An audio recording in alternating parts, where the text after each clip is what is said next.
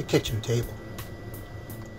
It was not every day that all my family members sat down to dinner at the same table.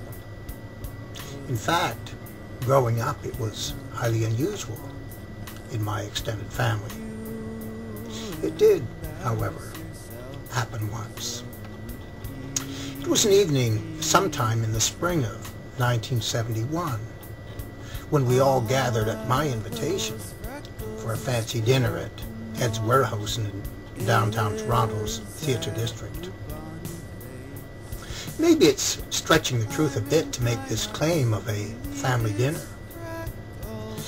It's hard remembering all those who attended. Sometimes the mind distorts the truth. It plays tricks, causing the recall of events as you wanted them to happen, rather than how they happened. But one thing is sure. My maternal grandparents were there. This was the first and only time that I can recall that anyone from my immediate family ever hosted them for dinner. They were patriarchs of the family, and if they were there, that was the only thing that mattered. As I recall, many others on my mother's side attended, although there was no one from my father's side, nor were they invited. Let me explain. The values and lifestyle of the families of each of my parents was a study in contrast.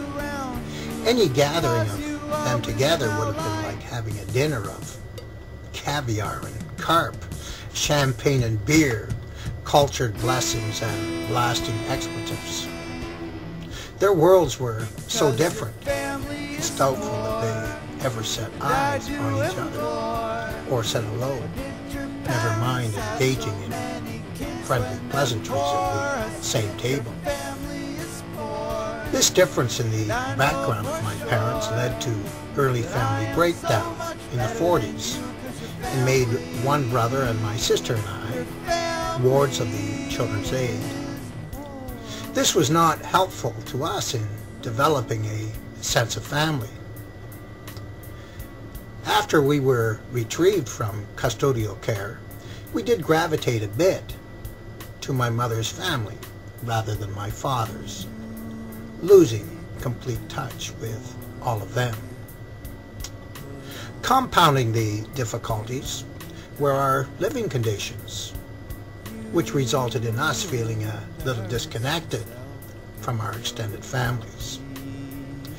We were the poor cousins, a single mother family of 5 who lived in a single room in downtown Toronto, in houses where each room hosted a different family. This did make the single washroom in the houses a little busy and worse. This living condition certainly separated us from our more prosperous relatives on both sides and undoubtedly contributed to our growing divide. In our single room, conversations at the kitchen table were a little difficult, as there was no kitchen and no kitchen table. Despite our childhood poverty and hardships, it's unbelievable that my brother and myself and our children are the only members of our parents' extended families, even to this day, to acquire university educations. By the time of that 1971 dinner, I was a school vice principal and well on my way to a successful career. I could well afford to host my extended family at the fancy dinner. That dinner finally gave me a chance for a significant event around a dinner table. I announced my impending marriage and introduced my future wife and her mother to my mother's family. It wasn't our kitchen table, but it was a dinner table gathering for a memorable event, and my grandparents were there.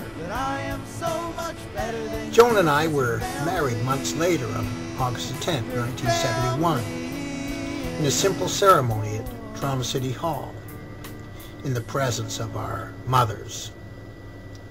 This led to a wonderful, stable, and lasting relationship, resulting in the birth of 3 wonderful daughters, the first on August 29, 1972.